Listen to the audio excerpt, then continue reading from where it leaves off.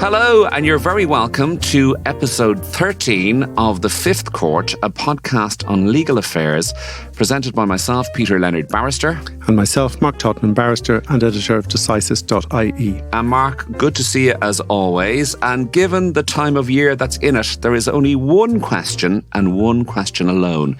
Did we top the charts? Did we get our Christmas number one? We'll have to wait and see. Well, I think we're at fourth in the chart. Is that it? You were supposed to say that. But anyway, I think we're at fourth. And I was going to say to you that, Fairy Tale of New York was beaten to the number one spot by a band called E13. So maybe I shouldn't be making comparisons between us and the great Shane MacGowan. But there you go. Anyway, for what it's worth, we are holding our own in the top 10. Okay, and Mark, last week people will remember our interview with criminal defence solicitor Frank Buttimer. I think you're still recovering from that, are you? Exactly. He's a very forthright individual. I thought it was an absolutely fascinating interview, and we talked generally about his role as a criminal defence solicitor, but we were always going to end up talking about Ian Bailey, weren't we? West Cork issue, yes. Yeah, and it's a case that just captures the public imagination, and no surprise, we got great reaction to it. People were fascinated by it and found it really, really interesting. Well, after two shows with leading solicitors, we're back in the Law Library, and we're going to be joined later by Senior Counsel Cliona Kimber and Barrister Claire Bruton, who are coming in to talk to us about the second edition of their leading work, Employment Equality Law, which was also co-authored by High Court Judge Marguerite Bolger. We'll be talking to them about the developments which have taken place in equality law over the past decade and which merited a new edition of this very important book. But first, we're going to discuss three cases which you have identified from the Decisis website. The first case is an asylum case and, amongst other things, concerns the thorny issue of what constitutes a marriage of convenience. Sorry, I beg your pardon. This is a decision of Ms. Justice Miriam O'Regan. It's entitled M versus the Minister for Justice. And the judge, having rejected the applicant's challenge to a deportation order imposed on him, further refused him leave to appeal her decision to the Court of Appeal on the basis that there was clear evidence that he had abused the immigration system in this jurisdiction over a number of years. That's right. So traditionally, there was general right of appeal from the High Court to the Court of Appeal. But in certain cases, particularly judicial review cases, they've tried to limit the number of challenges that are then brought on appeal. And so in this particular case, it concerned a challenge to a deportation order, as you said. And one of the issues that had been determined in the course of the judicial review concerned the marriage of convenience issue. And so when Ms. Justice O'Regan, having rejected the challenge, effectively said that there were no grounds to challenge the deportation order, when she was asked to certify the case for leave to appeal to the Court of Appeal, she said no partly on the standard grounds that there was no issue of major public importance that required further elucidation. But she also specifically said that it was not in the public interest that an applicant who from the outset had abused the immigration system should be granted a further mechanism to perpetuate a presence in the country. Okay. And the two things that she mentioned in that regard were, first of all, that there was clear evidence that he had engaged in a marriage of convenience and that he couldn't give certain dates concerning when he had lived with his spouse, but also that he had gone back to Pakistan, where he came from. That was the curious bit I thought about this. I mean, obviously a marriage of convenience that happens and, the courts can take a strong line on that. But in this case, he had voluntarily gone home to Pakistan himself. Exactly. But he didn't get any credit for that. Sure he didn't? No, if anything, the other way around. That having said that he was in danger of persecution in Pakistan, that he seemed to have managed to go back on a voluntary basis without suffering persecution. Okay. So very interesting case, that one. Okay, next to a free movement of goods case, where the good in question was a hemp oil product, which according to Judge Alexander Owens contained a psychoactive agent, which is the main psychoactive ingredient in cannabis, no less. Exactly. This is the case of Bougousis versus the Minister for Health, if I pronounced that correctly. And it's a decision, as I said, of Mr. Justice Owens in the High Court. This concerned a judicial review in which the judge found that the importation of hemp oil containing this psychoactive agent could not be legalised or permitted under law relating to the EU free movement of goods principle. Yes, so the applicant in this case had been trying to import hemp oil from another EU member state, and there was hemp oil already for sale in Ireland that did not contain this particular product, which is THC, or tetrahydrocannabinol, seems to be the name of it. As the man says, that's easy for you to say. Exactly. But so the applicant in this case had tried to import some of this hemp oil and had 215 vials of it seized. So he tried to argue that because it was available in other EU states, that he ought to be able to import it and sell it freely within Ireland on free movement of goods principles. But Mr. Justice Owens pointed to the fact that there was already an EU convention in relation to narcotics that specifically said that Ireland was not supposed to be legalising this type of product. Okay. And so that there was no way under EU law that you could simply say because it was available in another EU state that it should be made available in Ireland. And there is obviously the fact that this was illegal in Ireland that trumps any entitlement under the free movement of goods principles. And it was also worth mentioning that he obviously wanted his 215 vials back. Yes. And Mr. Justice Owens, I'm afraid, was not very sympathetic, because when he was notified of the seizure, he was specifically told that he had 30 days if he wanted to appeal it, and he hadn't invoked that provision. But what does that mean? Does that mean that if he had appealed it within 30 days, he could have had, Well, he hadn't exhausted his remedies. So he never went to whether he was entitled to them back in the first place. Yes, Okay, very good. Okay, very good. Well, finally, Mark, this evening, to a sentencing matter for sexual offences that went all the way up to the Supreme Court. This is the case of the Director of Public Prosecutions versus MJ. And giving the decision on behalf of the Supreme Court in this case was Ms. Justice Iseult O'Malley. The case concerned historical sex abuse offences which had been committed in 1978. That's right. So back in 1978, this was the offence in question was called indecent assault. Now, since that, then it has been replaced with the offence of sexual assault. But in 1978, the maximum available sentence for indecent assault was 2 years imprisonment. Now, in this case, it was the abuse of a young boy, and there were 5, I think he pleaded guilty to 5 offences, and he was therefore given 5 consecutive sentences of 21 months each. And I think the last of those sentences was suspended for a period of about 3 years. Now, he appealed that to the Court of Appeal, and then it went on up to the Supreme Court. And the real issue was whether or not the sentences should have been concurrent, was it? Should have been concurrent rather than consecutive. So if they're concurrent, they're all served at the same time. Yes. If they're consecutive, it's one after another. And what the Supreme Court was concerned about was what they call the totality principle, that even once you've gone through all of the relevant sort of mitigation and all of those other features, you still need to look at the totality. And what Ms. Justice O'Malley said in this case was that the totality in this case was effectively a sentence of 8 years and 9 months, which would equate to a sentence for rape or buggery in the court of the Central Criminal Court. And she said that if you are sentencing somebody for, I suppose you might say, mere indecent assault, it's not that you couldn't give a sentence that was equated to rape in the Central Criminal Court, but you would want to give a good reason for giving such a high sentence, which in this case, with the 5 consecutive sentences, effectively amounted to that. Okay, well now, obviously it's a very detailed decision from Ms. Justice O'Malley, and I've had a little look at it. I haven't had a look at it in the same detail that you have. But there was one thing I spotted. There was a quotation in the middle of it that I found curious. And this is one thing she said. She said, this is a quote, "I would not accept as a general proposition that an erroneous decision made by a trial judge on one aspect of a case necessarily contaminates other separate aspects, even if that logical connection is absent."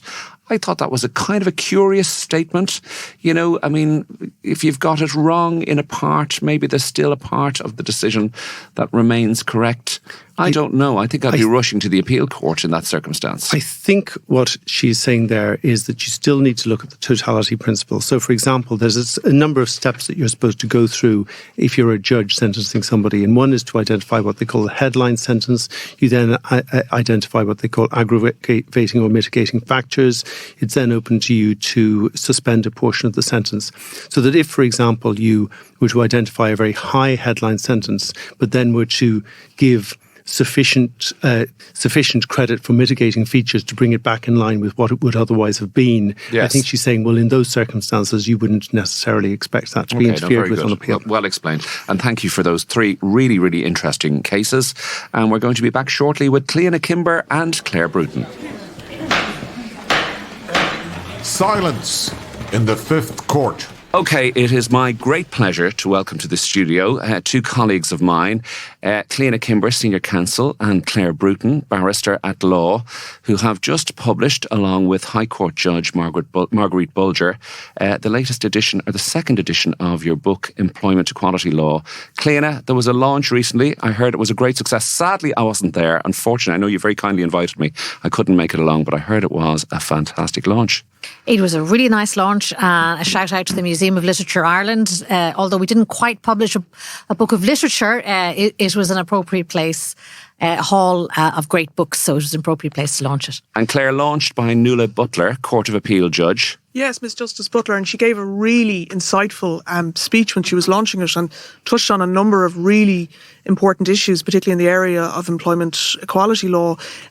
For example, she was mentioning the issue of the absence of civil legal aid in employment claims, and she mentioned that sometimes cases in the High Court and the Superior Courts are getting have received a chilly reception because these cases, they are complex. So she was very much advocating in favour of equality rights insofar as they can be being okay, good. And an old friend of the show, Siobhan Phelan, Senior Counsel.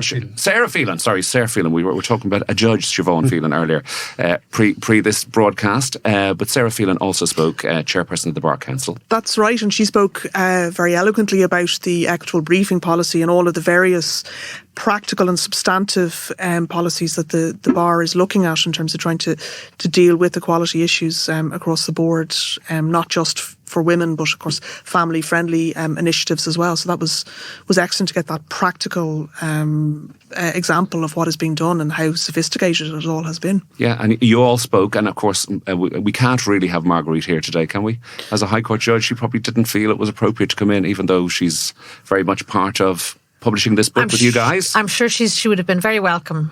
She's very welcome. She's very welcome on another occasion if she's listening out there. But anyway, very much she's very much part of the process. Obviously, we each divided the book up into 5 chapters each, and we all worked very much in tandem and discussing things. Wonderful. And taking it to conclusion. Okay, so 10 years ago, you first brought out the first edition of Employment Equality Law, and it was the first book of its type. I mean, obviously, equality law, the impetus for equality law in Ireland came from Europe to a certain extent, and then we had the 1998 Employment Equality Act and various different iterations of that thereafter. So why was this book necessary in the first place, Cliona? Well, I'm going to go back a little bit before that, I think, because the very first book that we did was, in fact, Sex Equality Law, because that's all there was at the time. And we published that just when I started in the bar, just in about the year 2000.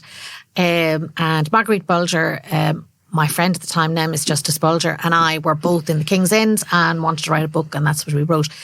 And when you think about it, it's not that long ago, and yet that's the only equality that there was. You didn't have all the other grounds, age, race, member of the travel community, all of the other 9 grounds.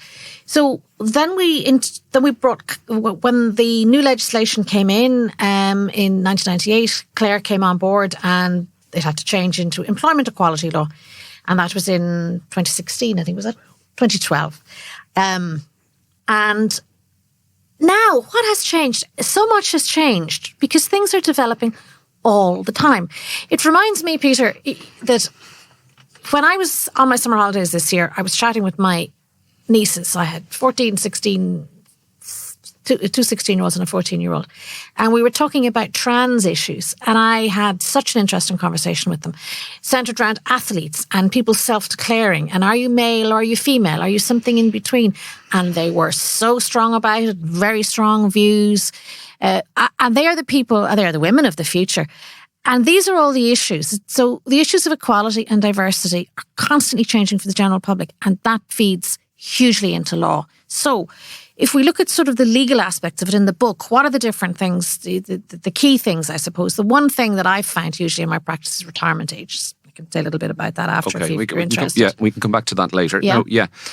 Just to bring in Claire for a second. Claire, you were, as Cliona and Marguerite were kind of working together, and then you came in.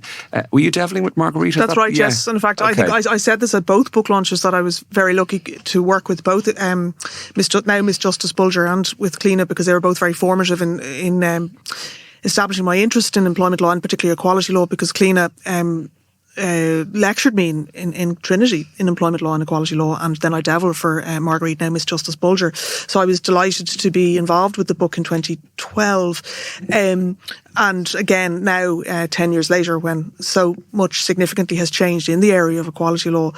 And I think one of the areas that we look at in the book is the possibility of extending the 9 grounds of equality beyond the 9 traditional grounds. I know Cliona was mentioning the transgender ground, and that is covered by gender under the Employment Equality Act.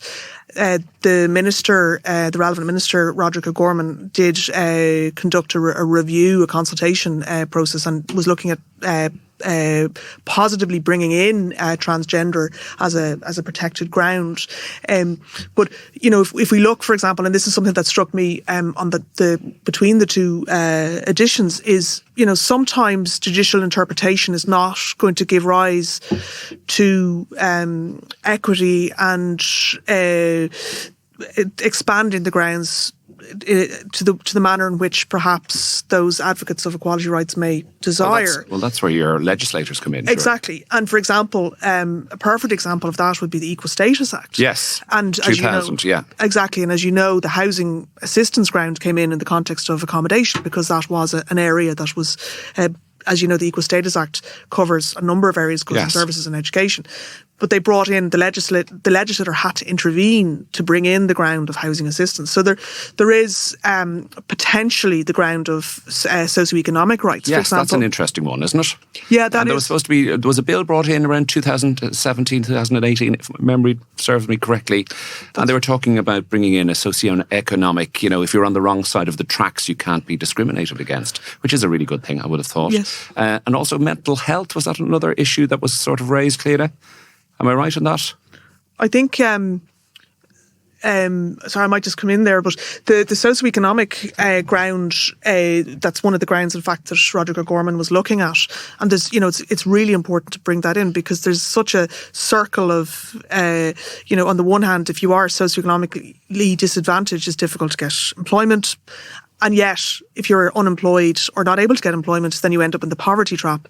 So in some respects, it's equivalent, analogous potentially to disability, but it's certainly an area that needs to be looked at. And I think it is a protected ground that needs to be looked at. Okay. Yeah, and fleshed out quite a lot, because it's a little bit unclear at the moment. How are you going to draw a line? Are you going to, how? And I've been listening to some other conversations on that. So are you going to designate a particular neighbourhood or an address, and then that's stigmatising for that group? Are you going to go by way of education? Are you going to say people who have only reached a certain amount of education? Are you going to do it means tested financially? So there's a lot of work needs to be going, and I think the Minister is looking at it, but there's a lot of work needs to go into how do you draw a line around a group so that you can then litigate and then they become a category. Yeah. Can I just go back to the book, actually? Yes. And you said, very interestingly, Cliona, at the start, that there's 15 chapters and you took 5 each. Yes. Okay, will you tell me, how do you go about doing that? You have 3 authors. How do you pick the 5? Do you say, I'm going to do the gender one, you can do the one on disability? Is that the way it works? Yeah, more or less, yeah. Okay. I suppose as well, we might have had particular cases in that area and developed a particular practice in that area. So I'd previously written a book on disability discrimination at one point. So I had a huge interest in the disability area. So I fed into parts of that chapter. Yeah, we pretty much decided, you know, and do you all have an input? I think the age chapter as well, Cliona, you know, that was a chapter that you had a big responsibility for, because you've had quite a degree of cases in that area, isn't it? That's right, yeah. I've done quite a lot of age discrimination cases, that's true, you know, at all levels. Just as a matter of practice, I mean, you said there are 9 grounds of discrimination in employment equality legislation. I mean, would sort of sex discrimination still be the overwhelming majority of cases, or do you find that a particular type of discrimination is more alleged or more found to be in existence?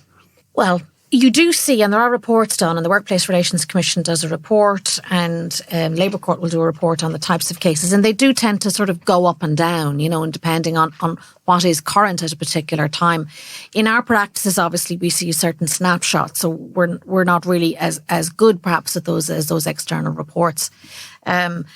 But, surprisingly, Mark, pregnancy discrimination is still one of the issues. And you would think now after 30, 40 years, but no, it's still there. People being dismissed or let go because they're pregnant, particularly in as blatant as that. I mean, well, they're not told that, but, sure. but they announce that they're pregnant, and then suddenly it's actually we don't need anybody to do that anymore. But it does tend to be, a lot of it tends to be the actual dismissal tends to be at the lower end of the wage price, if I might put it like that. But you do see at the professional end, you will see people's careers suddenly being sidelined somewhat, and they find that suddenly they're not being invited to those top business lunches, or suddenly the work isn't as good, or they're shunted off into a sideline, and it is very difficult for working women. A lot of assumptions are made.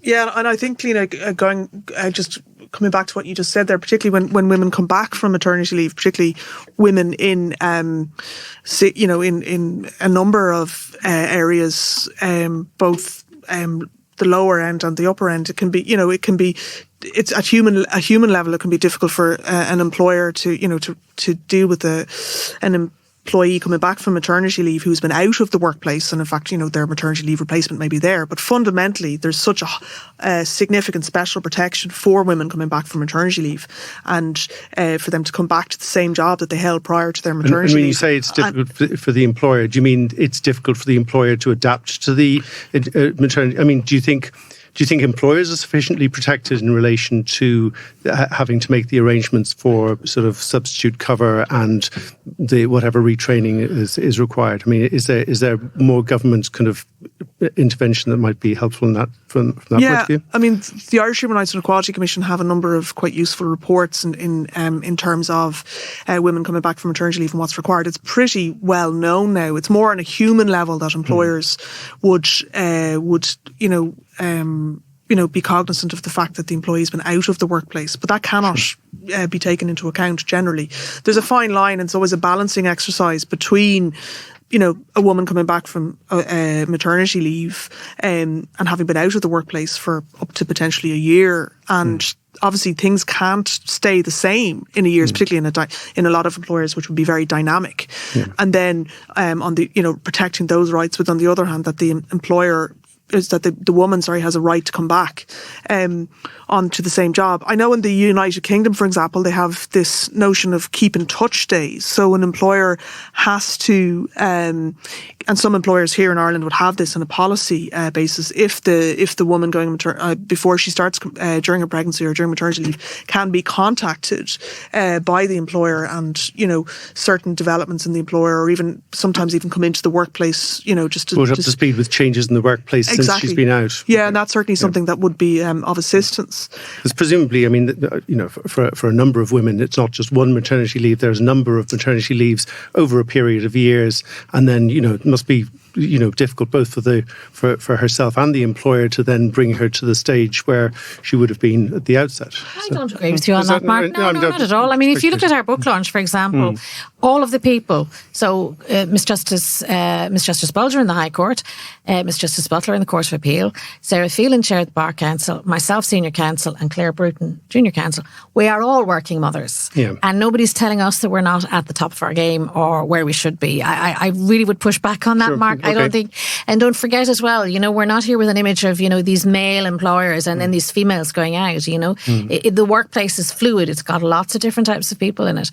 And the statistics show, any of the reports or anything that you see, they do say that the workplace, which is diverse, and I'm not just talking about women, I'm talking about all manners of diversity, the workplace that is diverse performs better, has better decisions, has better profits, etc. Any study you look at. So anybody that's sitting there thinking of the workplace as the men and the women leaving and needing to be accommodated back in. I mean, I push back on that, Mark. I think that's old-fashioned thinking. Well, sorry, I thought I thought what Claire was talking about was specifically accommodation of women who are coming back. Well, it's not accommodation per se. It's the fundamental rights that the women have coming back from maternity leave to their job. But in terms of keep in touch days and that kind of thing. I mean, it is a matter of getting up to speed with changes. Can I come in there and just go in a different direction? Cliona, you said at the start that another area is age, discrimination on grounds of age, and retirement. Everybody's working forever these days, okay? And that's changed things, hasn't it? People have been forced out of jobs at the age of 65. Other people may be working longer than they want to work. That's a new area, isn't it? It's a huge area, and there's been huge developments. And we can look at this in two areas. You've got the public service and private service. And so the public service, everybody listening to this will be aware of the economic collapse and all of that sort of stuff. And you can see that retirement ages in the civil service went up and down like yo-yos. You know, when there was mass unemployment, the retirement age changed. At one point, there was no retirement age in the civil service, and now it's 70, okay? And the government policy at the moment is you don't make assumptions. Some people will want to leave early, some people won't have any pensions and will want to retire much later. And then you have the private sector in which, in professional jobs, which is very surprising, a lot of them, partners in various professional firms, it's 60, 62, 63, they want you out. So you're seeing ageist practices that have to be challenged. Is that what you're saying? There's a huge conversation, Peter, around retirement ages. You know, as a society, we haven't quite figured it all out yet. Okay. What should it be? Where should it go? Should you just take it away completely and leave it up to the individual? Should you have an age?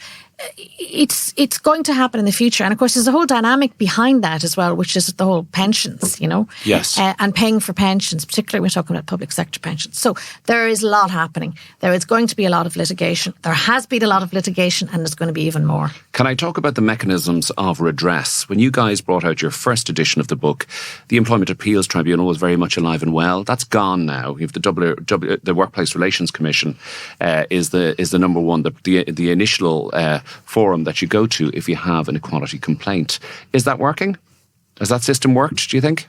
I think, thanks, Peter. I think it's the Workplace Relations Commission, as we know. I mean, I think the biggest change since the last editions of the book, and I think particularly this has a huge potential in the context of equality disputes, is now that both any of these statutory tribunals, quasi-statutory tribunals, have the right to disapply to disapply Irish law if it is in breach of EU law. And in fact, this is the famous Garda Commissioner case. That is I think it's known as Boyle. I think that was the case involving the maximum recruitment age in the Guards. And that, in fact, the WRC in fact disapplied the statutory instrument in that case ultimately when it came back from the Court of Justice. And there have been a number of cases, one involving the Organisation of Working Time Act, where that I'm aware of, that the Workplace Relations Commission have disapplied EU law when it's in breach of have disapplied Irish law when it's in breach of the EU, the relevant underlying EU legislation. I suppose something else that the Workplace Relations Commission, in terms of the hearings, there's a much more sophisticated process now compared to the days of the EAT and certainly the Equality Tribunal, who were dealing with equality cases at the time. And, you know, there's now written submissions, but particularly in the context of very complex equality cases where you can have a hearing date of maybe 4 or 5 hours being allocated to an equality case. I'm thinking, for example, of sexual harassment cases where you can, these can be long, complex cases, and you're only allocated, a certain amount of hours. There should be provision for some kind of case management for those type of complex cases, and that's something that the WRC should look at. They have, and the Labour Court indeed, and they have tightened up the procedures both within the Workplace Relations Commission and the Labour Court in terms of getting cases on for hearing. But I think that will be something to look at. And how about you, Cliona? What do you think in terms of the WRC and Labour Court? In terms of the areas of equality, I mean, they're obviously very alive to the issues. Well, you have your entry into the WRC, appeal to the Labour Court, appeal to the High Court on a point of law, and a possible appeal onwards then to the Supreme Court. The things that would strike me, Peter, really are the absence of civil legal aid, because there are which is absolutely huge, isn't it? It's huge. I mean, because in people's lives, the two most important things to them perhaps are their family and their job, and their input with ordinary people, their input with the legal system is either a family law, breakup of a family relationship, or breakup of an employment relationship, And given that it's so fundamental, our work is so fundamental, and people particularly on low wages, no civil legal aid, and the law is complicated and they're going to come really up against hard. a very wealthy employer generally, or maybe not a very wealthy employer, but an employer who generally can afford to meet the legal costs of their claim.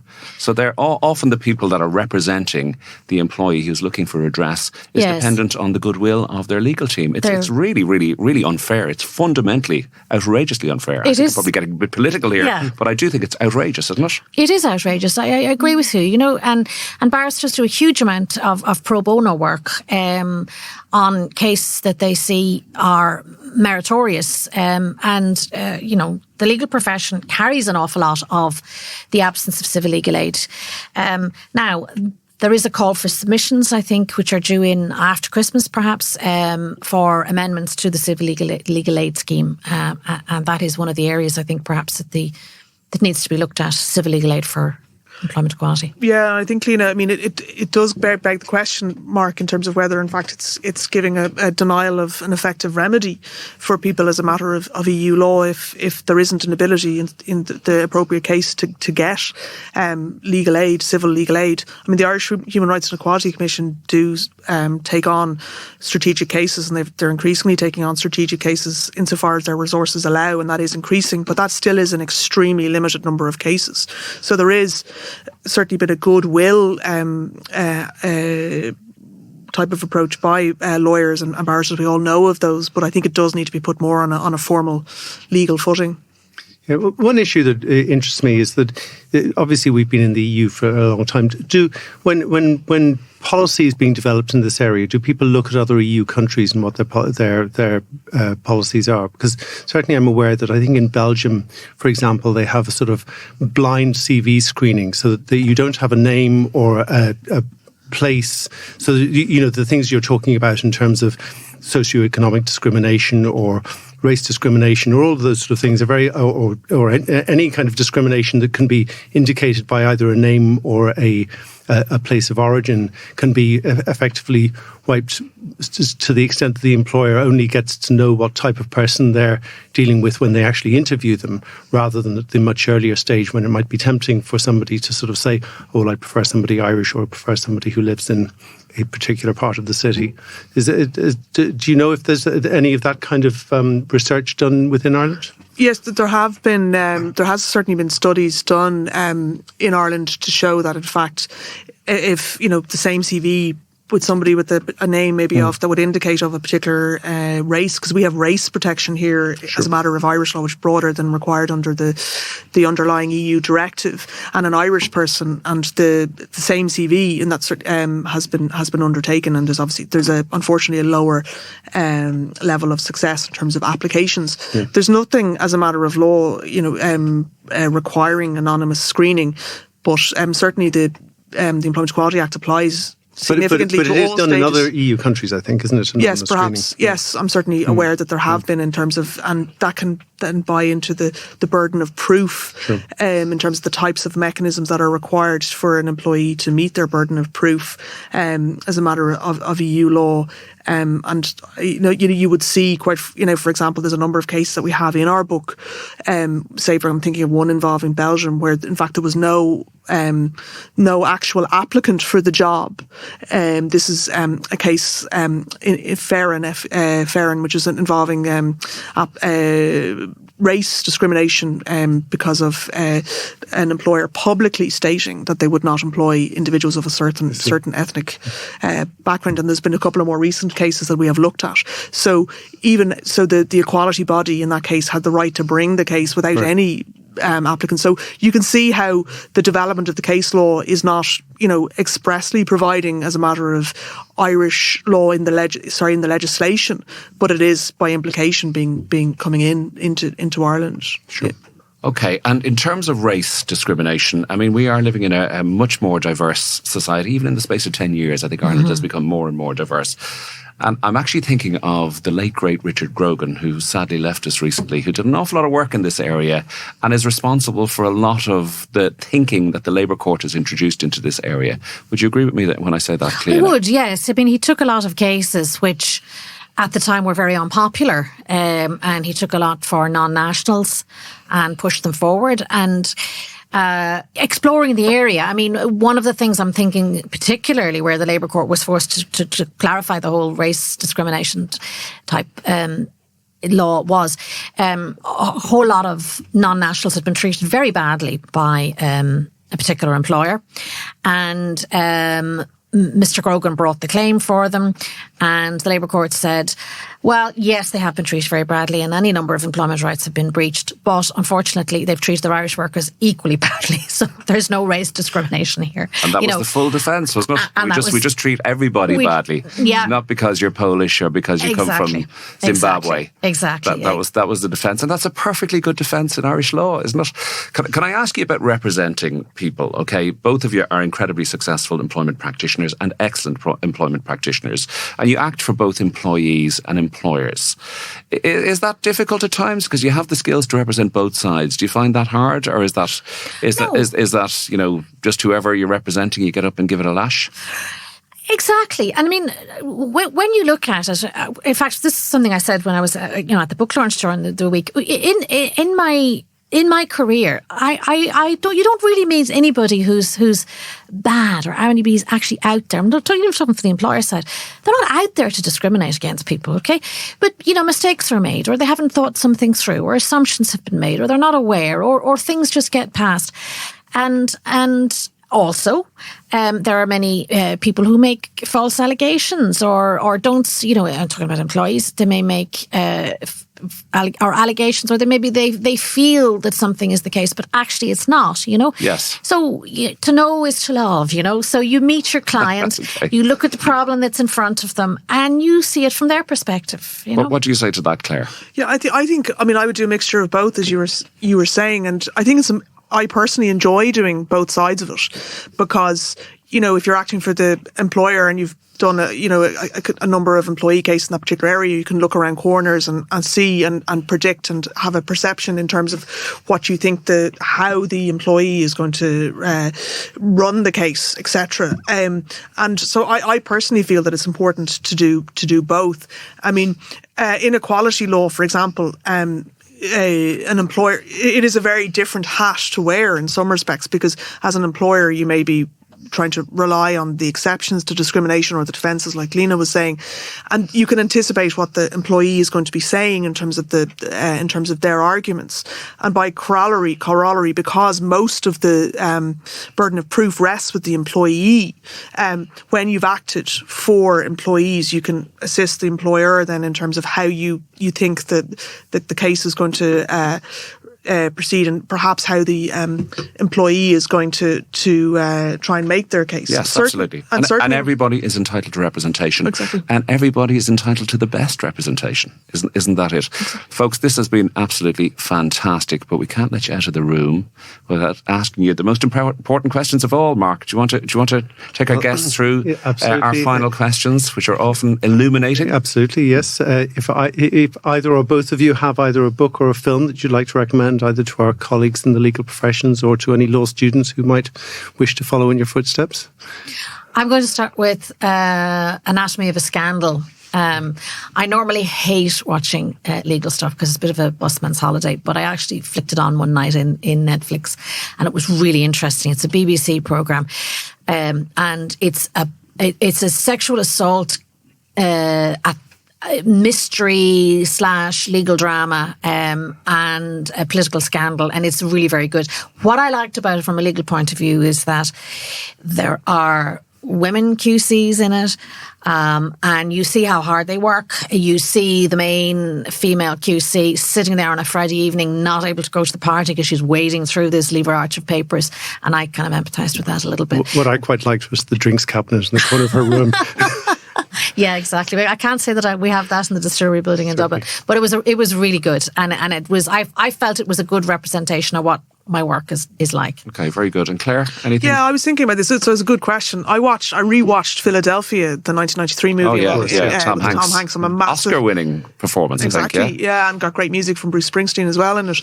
I love Tom Hanks, and the movie it's set in the 80s and at the time of the AIDS epidemic, and he was employed in a law firm and was discriminated on grounds of his sexuality and also having AIDS, and it showed how individuals who put themselves above the parapet in a very difficult set of situation with their lawyers and are furthering the laws, and it shows. I mean, there was a lot of backlash from watching in terms of what he went through, what the character Andrew Beckett went through. It's loosely based on a true story. I rewatched it recently. I thoroughly enjoyed it, and it kind of struck me that it's something that perhaps we tend to forget, that it is significant for these 4 individuals to take on these cases. Did it seem dated? It seemed, I would like to think it seemed dated in the actual subject matter in terms of discrimination on grounds of sexual orientation and AIDS. But it did strike me as still, unfortunately, possibly plus ça change. Exactly, and for example, transgender rights being the latest corollary that it could have. But it's a great movie, and okay, 2 fabulous recommendations there. Thank you very much, guys. Folks, can I thank you so much for coming in and talking to us, giving us the time to come in and talk about the second edition of your book. It's such an important employment law work, and it's one that every legal practitioner should have on their shelf. Cliona Kimber, Senior Counsel, and Claire Bruton, Barrister, thank you so much for coming in and being guests on the Fifth Court. Thank you for having us. Thank you very much. The Fifth Court will adjourn until next week. And that's all from this edition of The Fifth Court. We hope you have enjoyed it. Can we say a huge thank you to our guests, Senior Counsel Cliona Kimber and Barrister Claire Bruton, for coming in and talking to us about the second edition of their book, Employment Equality Law. And I would also like to say a big thank you to our producer, Conal O'Moroyne, and to the Dublin South Podcast Studios for recording this show and doing such a wonderful job. Take a bow, Lee. Brilliant work there behind the window. If you have any comments or any legal stories you'd like to raise with us, please contact us on our website or on LinkedIn. Mark, this is our last broadcast of 2022. I think it's been a good year. I think it has been a good year. And again, our parting messages, even when people have digested the turkey and all that sort of carry on, will you send it out there and share? What else could you possibly have to do during your Christmas holidays than to share Fifth Court with all of your friends and colleagues, and have a very happy Christmas and New Year. Yeah, we might get a New Year #1. I'll have to stop with that. Okay, Mark, we forgot to say on the last occasion when we were talking to Frank Buttimer that we should have wished all our listeners a very happy Christmas. So can I take this opportunity to wish them on behalf of you and me? Certainly agree with that. Yeah. Okay, and so from myself, Peter Leonard. And myself, Mark Tottenham. Thank you for listening. Enjoy the festive break, and we'll see you back again in the Fifth Court in the new year.